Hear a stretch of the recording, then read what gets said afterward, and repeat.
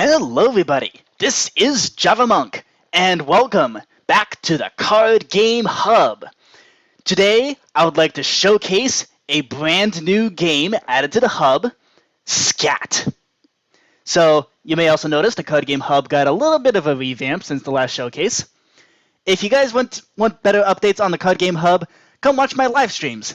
I live stream here every Friday at 8 p.m. Pacific time, so come on over. We can hang out, we can play some games. So Skat is the new game. This is a German card game. It is a trick-winning strategy game. So let's go in. You step on the lime green to get in. This game is played with exactly 3 players. Hello everybody, welcome to IRL. Today I'm going to show you how to play Skat. Skat. So it's actually spelled scat like poop. No joke there. So Skat is a traditional German card game that is played with exactly 3 players. No more, no less. You can technically have a 4th player, but all that 4th player does is deal the cards, and so there's not really a point. So Skat is played with a slightly modified deck. You play with a traditional 52 card deck, but you only have set numbers 7 and above. So set 7s, 8s, 9s, and 10s, and also jacks, queens, kings, and aces. So yeah, those are the numbers, these are the faces. You might see specific decks designed for Skat, and those decks often replace the J here with the letter B. Don't know why that is, probably German for something. And also replace the Q with an O. So we're going to use a 52 cards deck because I do not have a traditional Skat deck. So Skat is a trick-winning 3-player game that is extremely strategy-based. And also, fun thing is, Skat is basically 3 games for the price of 1. 2 if you do official style, but 3 for the price of 1. So there's tournament style of Skat and there's informal style. They play fairly differently, and you have lots of different, and only through the informal style can you play the 3rd game mode. So let's go through these cards. First up, there's the idea of a trump card. The point of a trump card is that when somebody plays this, it basically counts as being above all other cards. The other cards are ranked like this. The jacks are basically always going to be trumping everything else. And then from there on, it's aces, ace 10, king, queen, 9, 8, 7. That is the card order. At the beginning of the game, the deck is distributed evenly. In other words, 10 cards for each player and 2 remainder cards. These 2 remainders are known as the Skat. These remainder cards are quite important. So, before any cards are played, there is an extensive betting round. So, in the betting round, essentially, players are going to be throwing numbers back and forth to determine what the minimum game value is. So these are everybody's cards. So we now enter the betting round. So essentially, you're betting based on what cards you have, and you're trying to get as high of a minimum game value as you possibly can. So the 3 main game modes available here are Grand, Suit, and Null. At the end of the betting round, there's going to be one person who is the declarer, and that makes the other 2 people the defendants. Only the declarer can win or lose points in a particular round. So, as the declarer, there's a lot of pressure on you. So to determine who the declarer is, you need to construct a sequence. So, in my case, I can construct, so the sequences you make are a sequence of trump cards. So if this was a grand game, I would have a sequence of with 1, meaning that I have the highest trump, which is the jack of clubs. Now, so this would be my only sequence because the list of jacks does not continue on. Now, if I also had the jack of spades and jack of hearts, because it always goes clubs, spades, hearts, diamonds, this would be with 3, as in I have the highest 3 trump in my hand. Now, so let's say here, this player is without 3, as in they are missing the highest 3 trump. So their highest trump is a jack of diamonds, meaning they are without 3. Now, if there are no jacks at all, then and you're always looking for unbroken sequences. So here, this will still make me with 2, because it's the jack of clubs and jack of spades, but no jack hearts, and therefore it's a broken sequence with 2. Here, however, now this player is without 4. So if they were to be the declarer, they could reach a higher game value by actually making it a suit game. The suit game meaning that it's not just the jacks that are trump, it's also a particular suit. So in this case, if they did a suit game where the suit was clubs, then it would still just be without 4, because the ace would still be the highest. This would be the beginning of an unbroken sequence.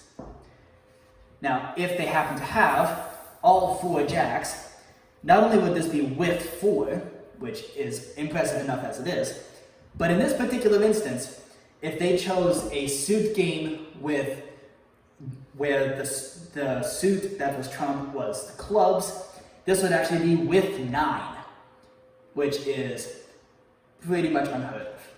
This is incredibly difficult and incredibly powerful. So in the betting round, essentially, 2 players are going to be throwing numbers back and forth as to basically trying to determine the game value. So let's say this person starts off betting, they would be telling me a number like 20. So that'd be basically, they think the minimum game value is 20. At which point I'll look at my cards and I can either agree or I can pass. So I can say yes, at which point they can throw another number at me, like 22. And I, again, look at my cards and I can say yes. And we keep bouncing back and forth like that until one of us passes.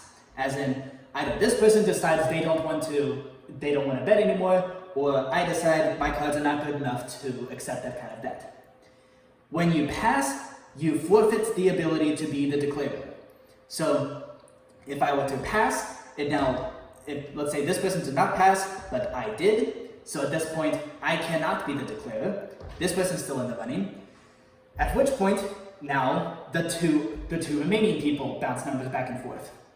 And essentially, betting ends when at least 2 people pass, but what can happen is that all 3 players pass, at which point you unlock the secret game mode in informal style, or if you're playing tournament style, scrap the cards and redeal.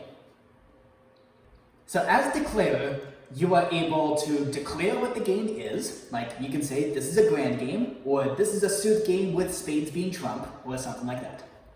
So once you are the declarer, if it turns out that, and at that point the scat starts affecting you.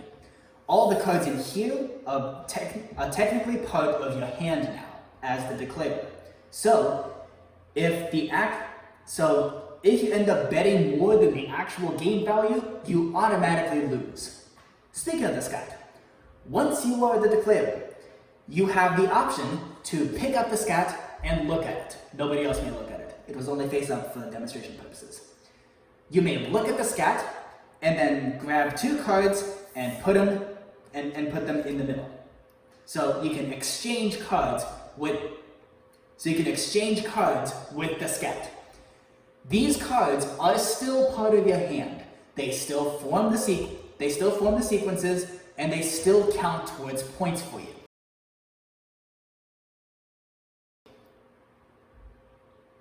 And this is where we get to points. So There are points that you gain over the course of multiple rounds, and there's kind of mini points that you win during the round. So every card has different point values. So for instance, aces are worth 11 points, and tens are worth 10 points, kings are worth 4 points, queens are worth 3 points, jacks are worth 2 points, none of the other cards are worth any points. As declarer, you must have, at the end of the round, you must reach 61 card points during the round.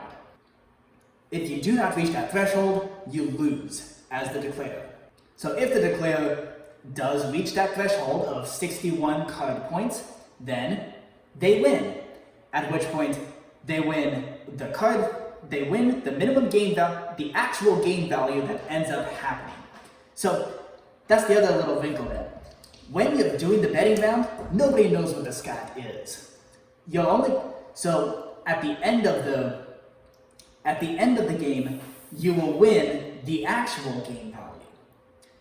Now, as declarer, if you lose twice the actual game value. So losing is quite a significant penalty. You really need to know what you're doing if you're going to be the declarer. Now, what it means for a card to be trump. It means that essentially the person who starts the trick, let's say this person started the trick with a queen of spades, whoever starts the trick starts off the suit. So if you have the suit, then you must play that suit. So in this case, I do have a spades, and this person also has a spades. And whoever has the highest number of the suit wins the trick. So in this case, the ace is the highest number, so they win it. Now, and then the person who won the previous trick now begins the next one. So for the purposes of suits, jacks and trump cards basically count as a suit. So if they lead with a jack, that means everybody else must play a jack if they have one. Otherwise, well, if they don't have the suit, then they can play whatever they want. So in this case, they would be forced to put a jack of diamonds, and this person would be forced to put a jack of spades. Jack of clubs is the highest value, and therefore wins. And therefore, they win. Now here's kind of a possibly a bizarre looking trick if you're not used to the game mechanics. The 10 is actually the highest value in terms of card rank. It's higher than a king, and therefore I will be winning this. So here you can see, if I put down a jack of hearts, this is a trump card, and therefore no matter what anybody else plays, doesn't matter what the value is, I'm basically guaranteed to win it as long as I have the highest trump. And really the trumpiness kind of comes from that ability that when you don't have the suit that's being led, then you can do whatever you want. So if this player didn't have any clubs, and the trick started with a club, let's say we go like this person thinks they're all slick because they're about to take this, using an ace. However, if spades were trump, this player not having any clubs whatsoever means, wha-bam, this person is going to win all these cards. And in fact, that also applies even with a grand game. If they had a jack, wha-bam, they're going to take that. Doesn't matter what the value was. Whoever has the highest trump card takes the trick. Oh, and just for fun, as declarer, if you are feeling super confident during either a grand game or a null game, then that's where the actual points that you win from the cards during the trick actually matters. You can declare Schneider, which means now you require at least 90 points to win, and you can also declare Schwartz. Schwartz meaning you are declaring that you're going to take all the tricks, and that can seriously increase your game value significantly. So that is suit games and grand games. Jacks are trump, a suit can be trump if you declare a suit game. Different suit games are worth different multipliers for the game values. The multipliers are all going to be handled by the computer system, but if you want to actually know the actual game values, I definitely don't have those numbers memorized, and you can find them all on the Wikipedia page. That Wikipedia page gave me at least a couple of aneurysms, considering how complicated this game is. Now, game mode number 2 is known as the null game. So, null games are worth 23 points as a baseline. The minimum game value is 23 points. Now, the null game functions under completely different rules. The goal of the declarer is not to win any tricks whatsoever.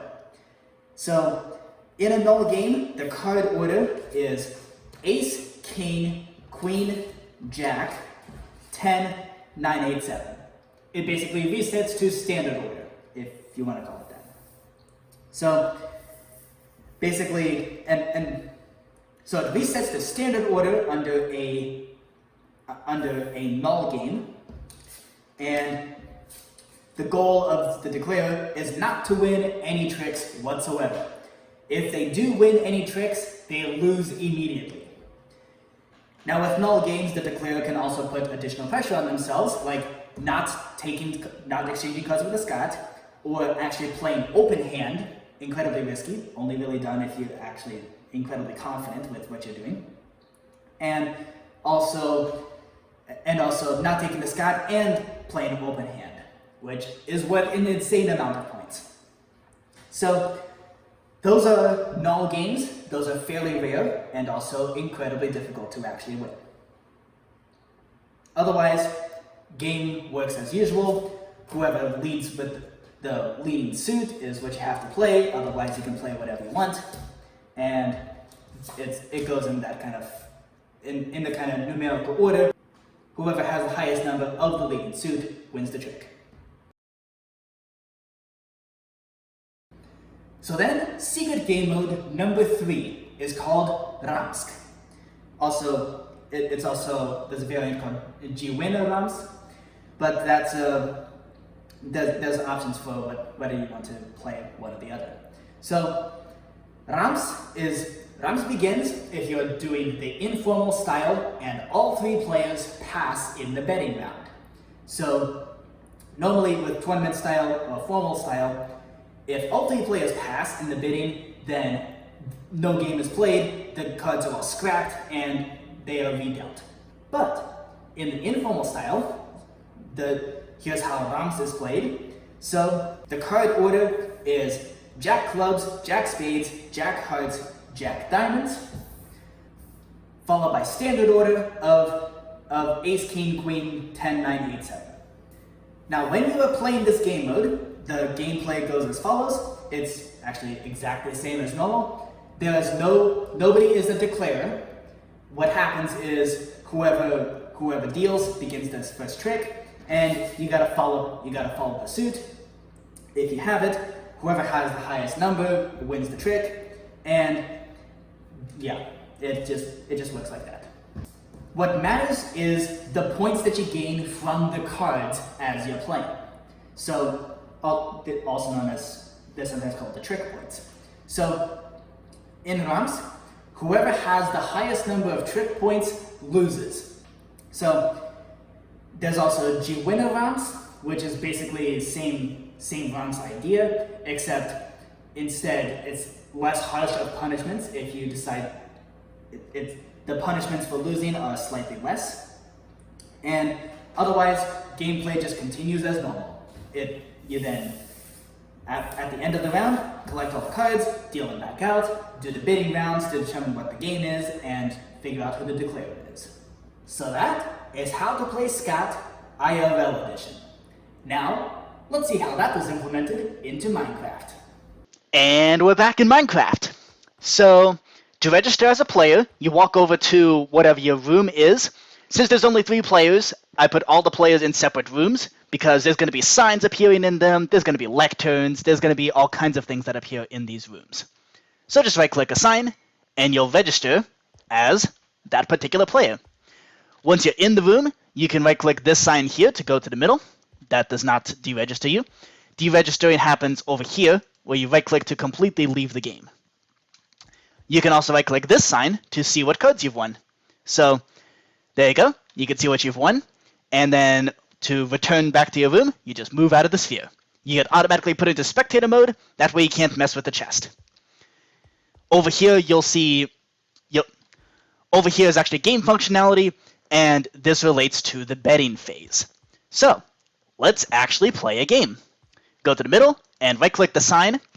So the actual cards are handled much like hearts, where, so in this case, the scat will actually appear immediately, and then you get all your cards all at the same time. Now, one difference here is that I have color-coded all the suits. So clubs are black, spades are green, diamonds are yellow, and hearts are red. That is kind of a traditional. That's kind of traditional. So now begins the betting phase. So you'll see your with and without sequences. So that all makes sense with your sequence of largest numbers that you either have or you don't have. So then you can also have suggested bets for a grand game, various suit games, as well as the null game. The null game's automatically 23 every single time. I'm just assuming that you're not going to try to apply any extra things. So those are your possible game values, and all the game values and points are listed here in this book, so you can look at what your multipliers are, what your game values are, because memorizing it all is complicated. I'm going to purposefully rig this so that I end up being a declarer. So when you are calling a bid, you will get this kind of board of signs. You'll see the current bid that's currently available. You'll be able to right-click any of these signs in order to cast a bid, and 23 or null is listed as separate because this is kind of the minimum for a null game. And you may also pass. So let's see. Here I'm going to make the minimum bid, which is 18. I had to purposefully punch a hole in the wall just so I can actually go into spectator mode and show you this. So if you are responding to a bid, you have two signs. You can accept or you can pass. So, and you can still see what the current bid is. So here's what it looks like if the responder accepts. Your board comes back, and you will only see the signs that are greater than the whatever bid that you made. So I'm going to bid 20. And now this person's going to pass, which will make me the declarer. So now you turn around and you have two options. You may either pick up the scat, or you can choose not to pick up the scat and declare a hand game. Okay, so let's say I'm going to choose to pick up the scat. So you will immediately get the scat, at which point you can take a look. They'll just be added straight to your inventory. And now to put it back in the scat, you got to return two cards. So you right-click the card in order to do that. And let's say I want to do that and put that back. Okay, so now you turn back around and you can see here's your panel of selecting what game you're playing. I might be overly proud of this because I don't know. This is super intuitive. You can see you right-click a suit game, so now you can declare which suit is trump, or you can declare a null game where you're playing open hand. So I'm going to set this to be. So I think it'd be a good idea to set it to a grand game. I'm probably going to lose this pretty badly because I'm not very... I might design this game in Minecraft, but I'm not good at these games. So we'll see how this works. You now right-click this to begin the game. At which point, what happens is everybody is going to be... So if anybody has a jack card, then it will actually be tagged to be purple. So yeah, any trump card is tagged as soon as you begin the game. And also, you'll see later on, I actually implemented this in all the games. Whenever it's your turn, you will actually get an indicator that it is directly on your screen that it is your turn. So let's see. It's currently this bot player's turn over there. So let's see. I'm going to have them play a Queen of Diamonds. The queen is labeled O for Ober because that's the German queen. And the glowing player is the lead player. but you'll still get marked that it's your turn. So let's say this person puts down a king.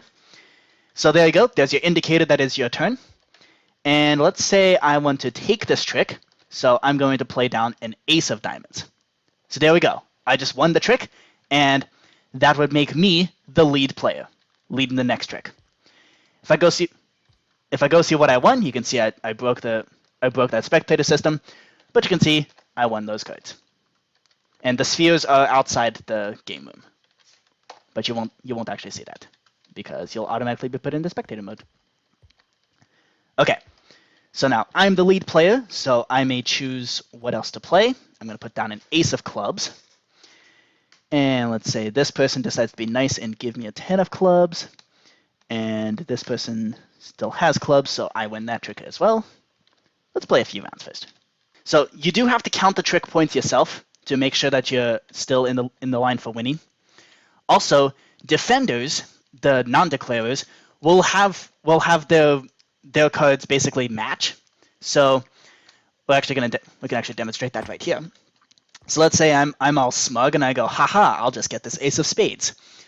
And then, so another player, the next player in line over there, they actually they don't have any spades, so instead they're going to play a jack of spades. That is a trump card. So that means this player does have spades, so they're actually going to... So you see, another player just won that trick. So bad for me as declarer, because that means I'm not going to get 11 points. But check this out. The two defenders will see these cards that they've won, seen across both. So yeah, you can see what both of you won at the same time, and basically work against the defender, or against the declarer. Oh, and as per usual, just like in Hearts, if you try to play a card when it's not your turn, you'll get a message that it's not your turn. And if you try to play a card that you can't play, then you'll get a message that you can't play that card. All right, this is the last trick. So I am going to check and see how many trick points I've won. So you can see here, aces are worth 11, queens are worth 3, kings are worth 4 points, trick points, and 10s are worth 10 points. And in total here, I have won 66 trick points. That is more than 61, so I will have won this game. So we'll see that when we play that card. Wins the trick. So declarer wins. The game value was 120, and that is because I was without 4. So you can see there. I don't know why that sidebar display wasn't working at first. I got 120 points plus an additional 50 because we were in tournament mode. You'll get additional points for winning if you're in tournament mode. So there you go. That's how you play. And losing is handled the same way. You'll get the message that declarer wins or loses and what the game value was, and then the points are tallied. So now I'm going to demonstrate a null game. So let's see. I'm going to, again, purposefully rig it so that I'm the declarer. So you'll notice that the dealer chip, so it's not going to be marked who the dealer is. In fact, I don't mark who's first seed or second seed or anything like that, because I'm going to assume that everybody's just going to have faith in the system. I didn't feel like marking who's doing what. So that bot player over there now has to pass in order for me to be the declarer. So there we go. I am the declarer, and let's say this time I'm going to choose not to pick up the scat. So if you choose not to do that, you have declared a hand game, at which point you actually get additional options. So for grand hand game, you can declare Schneider, or you must win 90 trick points in order to win. You can declare Schwartz, and you can also play open hand, but only if you already declared Schwartz. To reset, you can just right-click one of these starting signs, like this. So yeah, I can do that. I can declare all that. For suit hand games, you can still declare which suit is trump, but also you have the Schneider, Schwartz, and overt. And then the null game, you can play open hand, and you can also play revolution, where the defenders can discuss and exchange cards. So I'm actually going to do that. Yes, it's a little insane, but I'm going to do it. So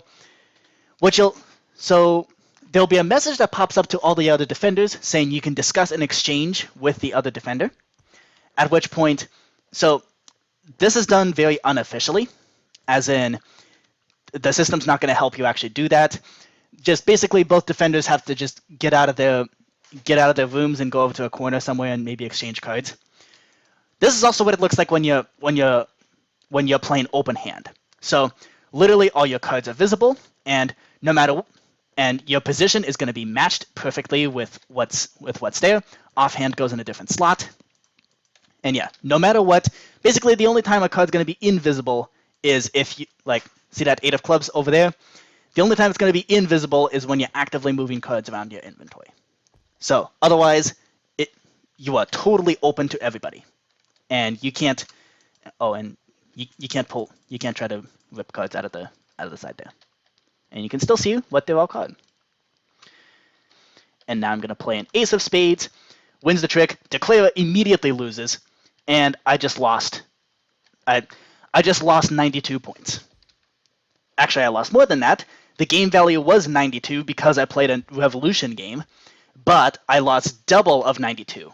So I lost 184 points. I'm now at negative 14 points.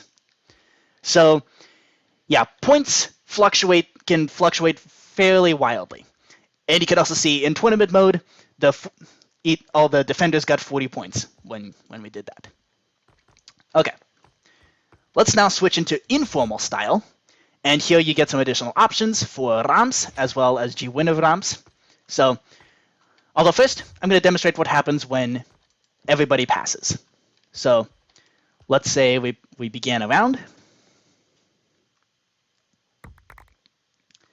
And I'm going to purposefully rig this so that everybody passes.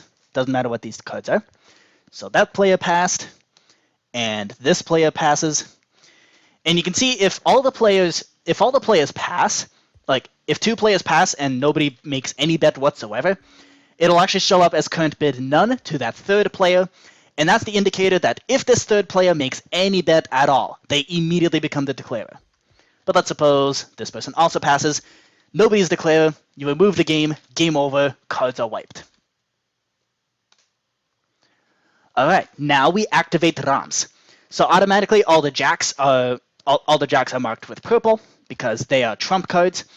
So you can either take the scat, you can pass, or you can start the game. So if we take the scat, it's the standard thing where you right click a card to put it back in the scat. You can't put jacks back in the scat. So let's put these 7s back. At which point you can't, so you can no longer choose to pass. This person's going to choose to pass. This person's going to choose to pass. So then this person can start the game. So now you're playing a Rams game. So you just gotta, now it's a classic game of Rams. Your goal depends on whether you select G winner or normal Rams. You can actually flip this switch anytime during the game up until the end. So I'm choosing G winner Rams, meaning that essentially it's not going to punish people for. So G winner Rams is you won't get punished for taking too many points. You'll instead you'll be rewarded for taking the fewest. You can also have 10s count as 1 or as 10.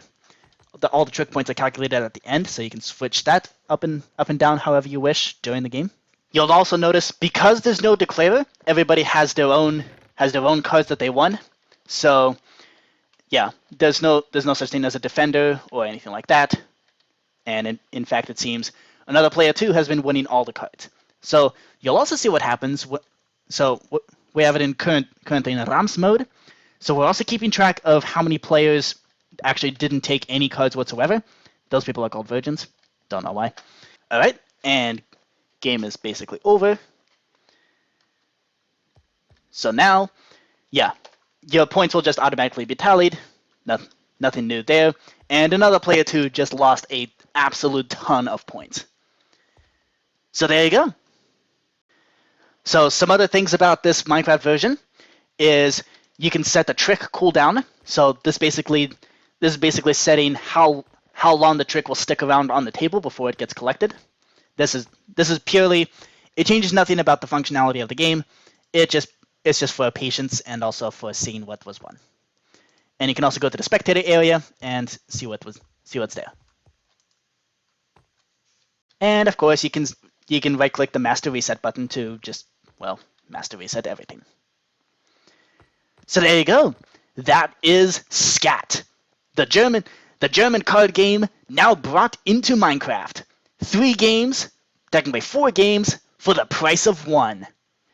And that is the game of Skat, approved for 3 players, officially open for business. I hope you enjoyed that showcase. If you did, please let me know. And if you want to play these card games, you can join the server at this IP. It'll be open while I'm live streaming, and I live stream every Friday at 8 p.m. Pacific time. You can also catch the replays right on this channel. In fact, I live stream straight from this channel.